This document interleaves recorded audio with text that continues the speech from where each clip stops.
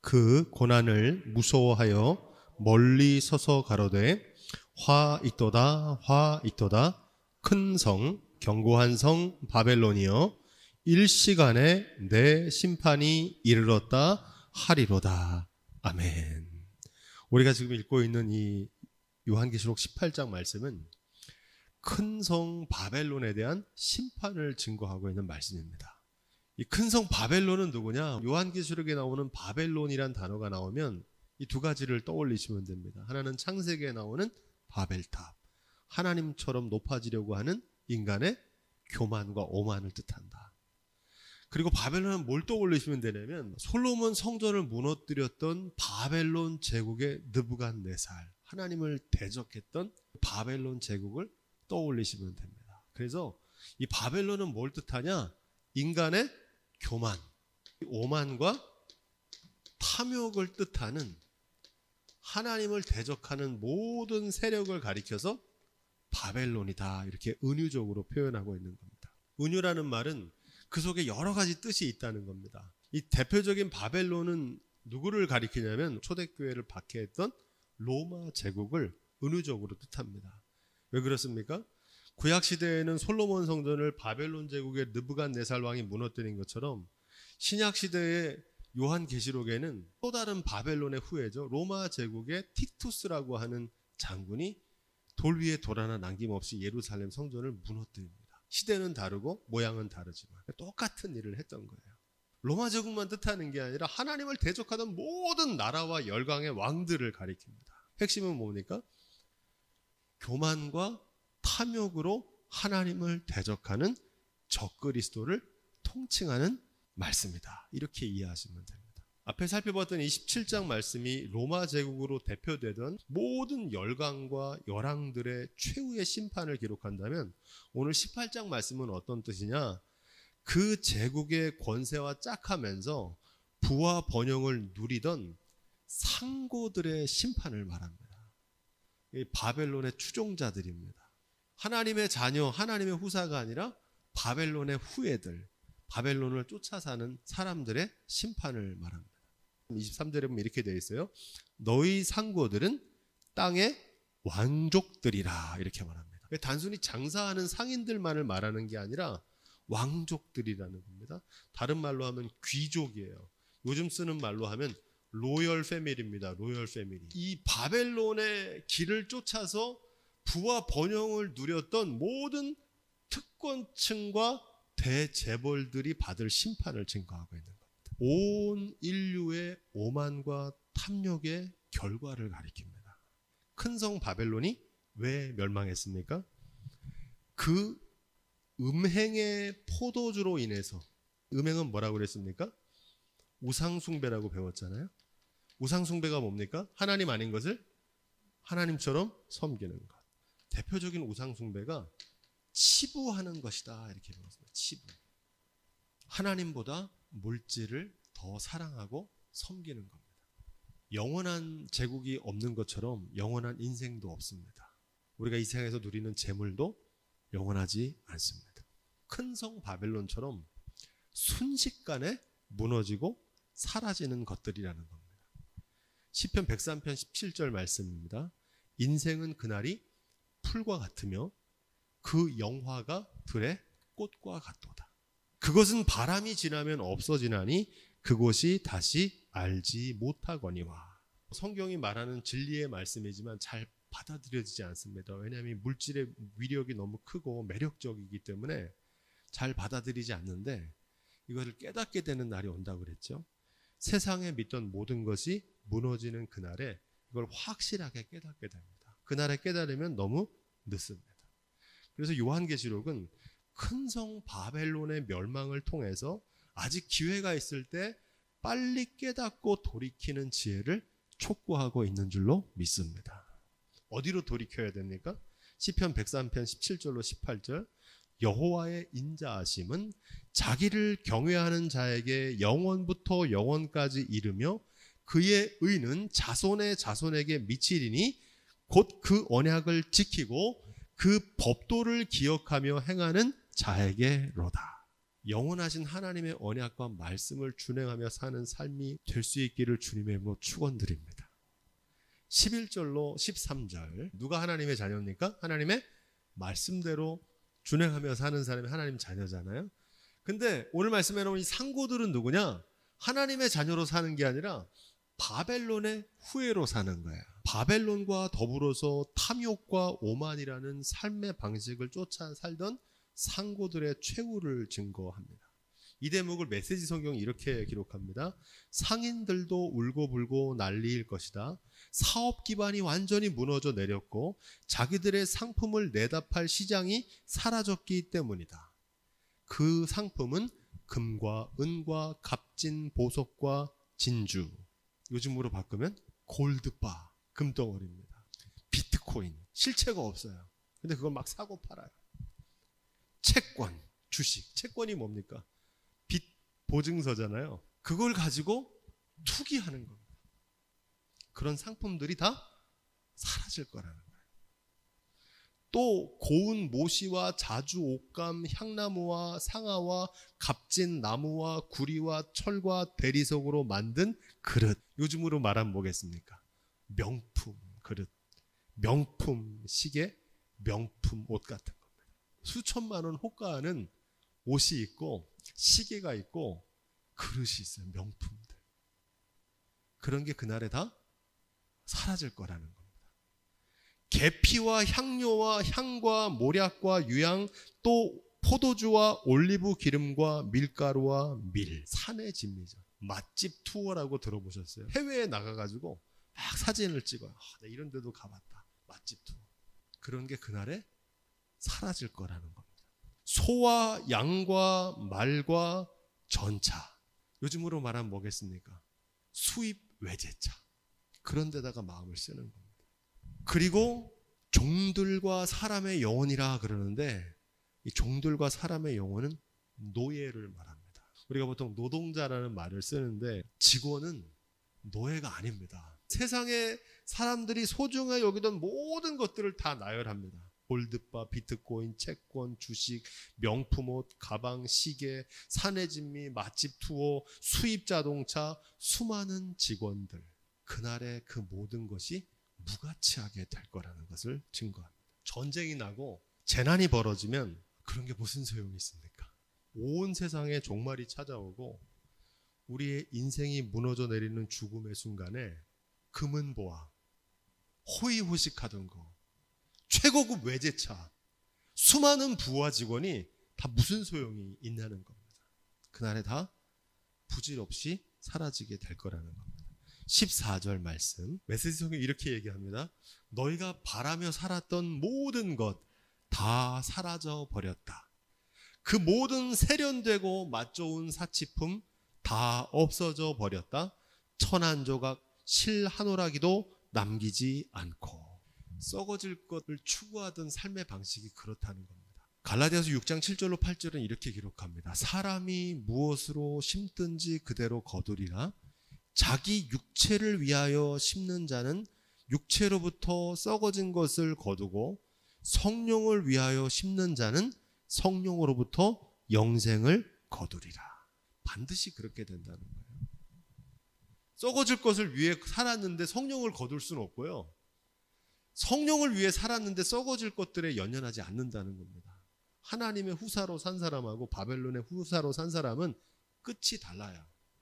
사도 바울은 이렇게 말합니다. 빌립보서 3장 7절로 9절.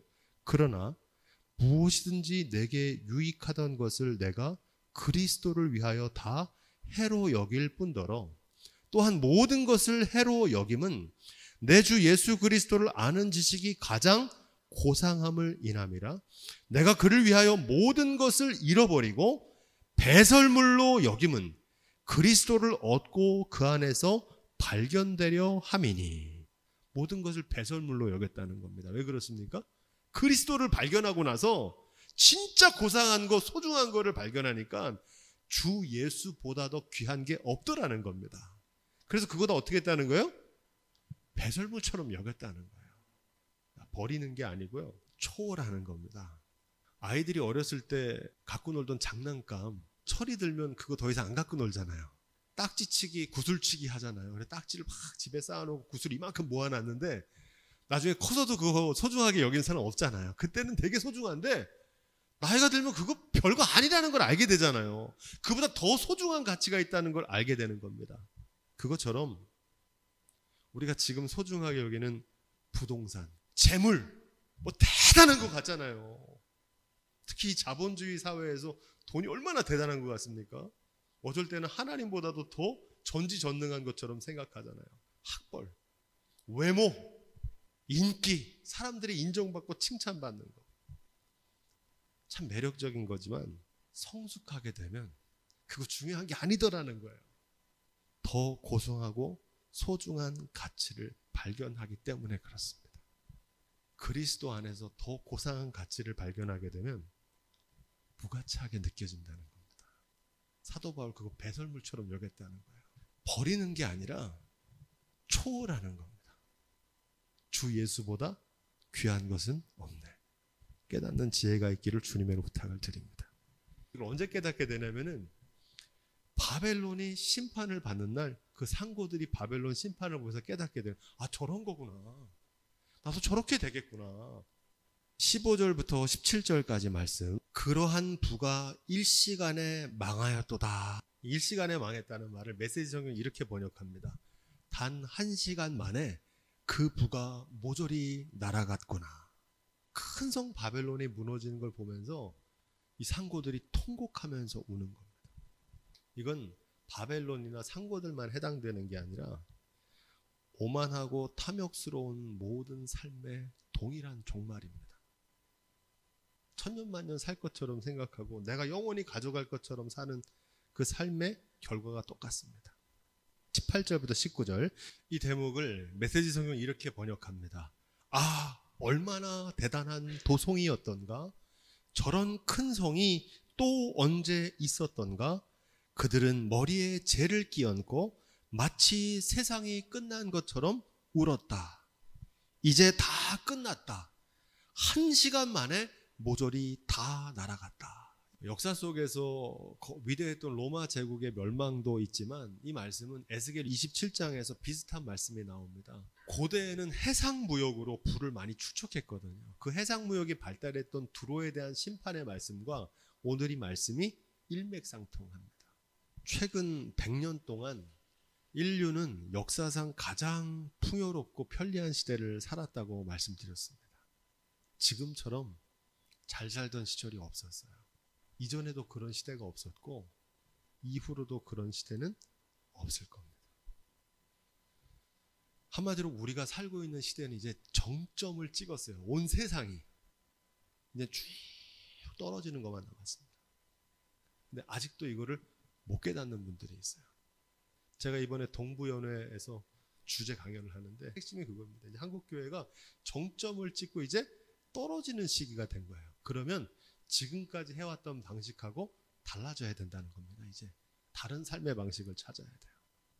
더 이상 부자 되기 어려운 시대를 맞이했습니다. 어떻게 살아야 될까? 결론은 간단합니다. 부자가 되기보다 자족하는 삶을 추구해야 될 줄로 믿습니다. 적게 벌고도 행복하게 살 수 있는 길을 찾아야 돼요. 필요 이상의 것을 구하던 탐욕에서 필요를 구하는 삶으로 전환해야 됩니다. 지금까지는 탐욕을 구한 거예요. 그래서 온 세상을 이렇게 망가뜨려 놓은 거예요. 근데 이제 한계가 왔기 때문에 이제라도 필요를 구하는 삶으로 욕심 내려놓고 일용할 양식에 자족하며 살아가야 될 줄로 믿습니다. 교회도 그래요. 지금까지 성장, 부흥, 성장, 양적인 성장만 바라보면 왔거든요. 이제 양적인 성장에 한계가 왔어요. 이제 소금이 어느 정도 물 속에 놓다가 일정 부분 지나면 더 이상 물이 안 녹잖아요.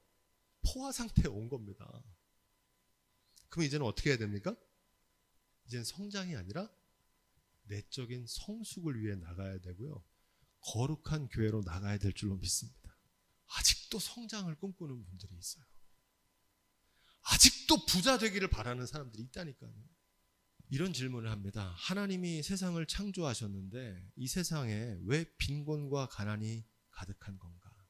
빈곤과 가난의 원인이 하나님께 있는 거 아닌가? 이런 분들이 있는데, 하나님이 지으신 만물은 우리의 필요를 채우기에는 충분합니다.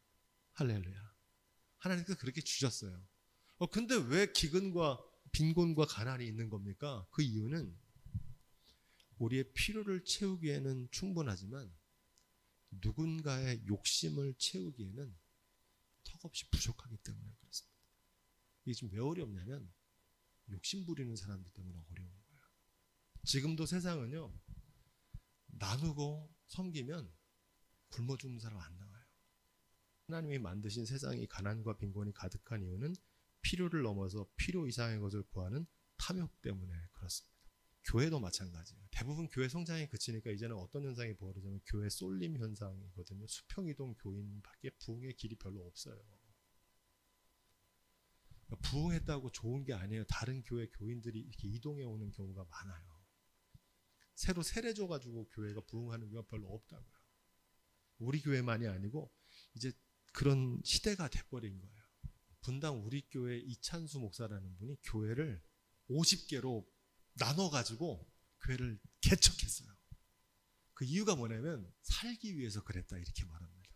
대형교회 목회자들을 타락하는 모습을 보면 기도하는데 하나님께서 그런 마음을 주셨대요. 다음은 너다 이렇게 마음을 주셨대요. 거룩함을 지키기 위해서 교회를 분리 개척을 했다는 거예요. 건강한 작은 교회들이 세워질 수 있도록. 지금 한국 교회는 그거 해야 될 때입니다. 탐욕에서 필요로 삶의 방식을 전환해야 공존하고 공생할 수 있습니다. 20절. 하나님의 심판으로 바벨론은 멸망하지만 하늘과 성도들과 사도들과 선지자들에게는 구원의 기쁜 소식이 된다는 겁니다. 우리가 배웠던 심판과 구원의 양면성이죠.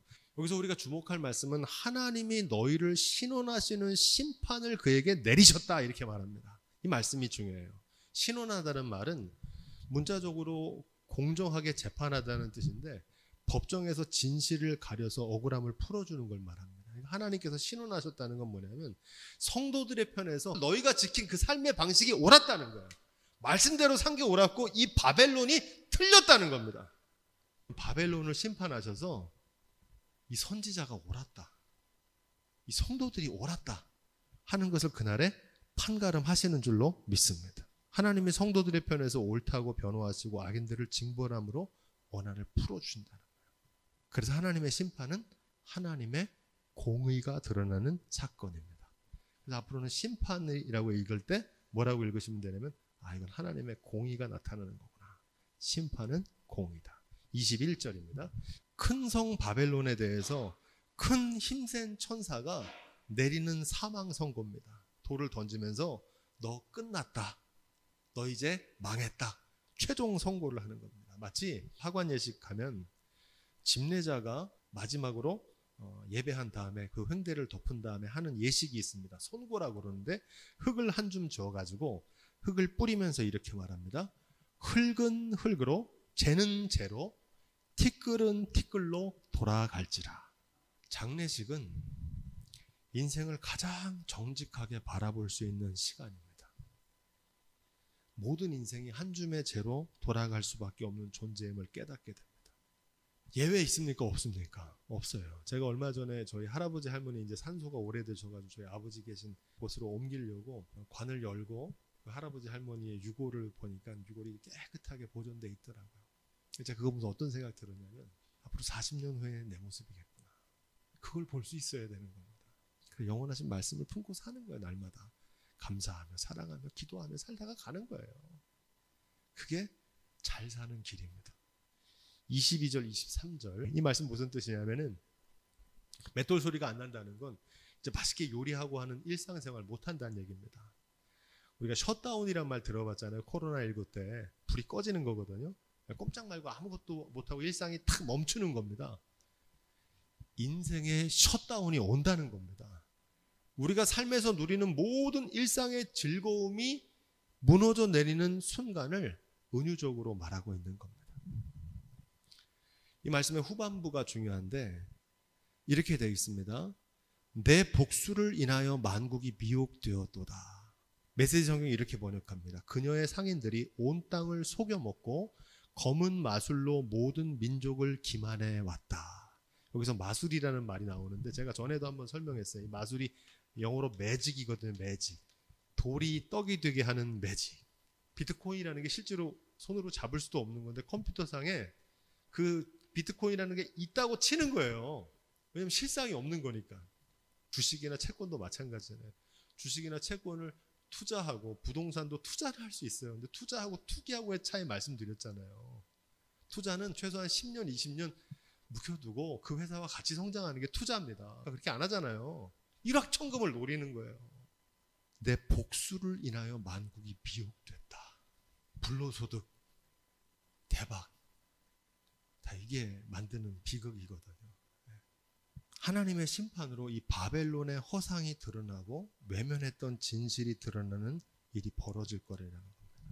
우리 인생에도요, 이 진실이 드러나는 순간이 있습니다. 그게 바로 죽음의 순간, 장례식이죠. 많이 소유하면 행복하다고 우리가 믿고 배워왔는데 예수님께서는 사람의 생명이 소유의 넉넉함에 있지 않다고 말씀하십니다. 삼가 탐심을 물리치라. 진정한 삶은 소유의 넉넉함, 부에 있는 게 아니라 영원한 말씀을 품고 사는 삶에 있는 줄로 믿습니다. 은혜임을 깨달으면요, 거기서 뭐가 나옵니까? 감사가 나오고요. 감사하면 삶에서 기쁨이 넘칩니다. 할렐루야. 사랑하면서 섬기며 나누며 사는 거예요. 부모로부터 많이 물려받은 부자는 어떡합니까? 나눠주면 돼요. 그러면 천국에 가는 거예요. 근데 부자들이 나눠주는 걸 못한대요. 그래서 바늘길을 통과하는 것만큼 어렵다고 그러는 거예요. 요만큼 가지면 더 많아졌으면 좋겠다. 끊임없이. 세상에 믿을 건 돈밖에 없다. 요거 거짓말입니다. 돈이 우리를 죽음에서 구원해 주지 못해요. 돈이면 뭐든지 할 수 있다고요? 아닙니다. 돈으로 영생을 살 수는 없어요. 깨닫는 지혜가 있기를 주님의 이름으로 부탁을 드립니다. 24절. 큰 성 바벨론과 그 상고들을 심판하시는 이유와 목적을 증거합니다. 하나님의 심판은 선지자들과 성도들과 땅 위에 죽임을 당한 모든 자의 피를 신원하시는 사건이에요. 아까 신원에 대해서 배웠죠? 누가 옳았는지 판가름이 나는 겁니다. 그날에. 누가 잘 사는 건지. 말씀대로 순종하며 사는 사람이 잘 산 건지 아니면은 맨날 저 비트코인하고 매직에 빠져가지고 그 사람이 잘 산 건지. 세상에서는 누가 잘 살았다 그래요? 막 외제차 타고 다니고 좋은 뭐 타워 팰리스 살고 명예와 뭐 이거 얻은 사람 잘 산다 그러잖아요. 근데 그날에 바벨론이 심판받는 날 이게 판가름 날 거라는 거예요. 하나님을 경외하고 말씀대로 준행하는 삶이 옳았다는 사실을 증거하시겠다는 겁니다. 그래서 심판이 오는 거예요. 세상에서는 탐욕과 오만을 쫓아 사는 바벨론의 후예들이 부유와 번영을 누립니다. 왜냐하면 심는 대로 거두니까. 썩어질 것을 위해 사니까 당연히 썩어질 것을 거두죠. 하지만 영원하지 않습니다. 비록 하나님을 경외하고 말씀대로 준행하는 삶이 핍박도 받고 고난도 받지만 두려워하거나 낙심하지 말라는 겁니다. 그날에 의로우신 재판장께서 신원해 주실 줄로 믿습니다. 그날이 얼마 안 남았어요.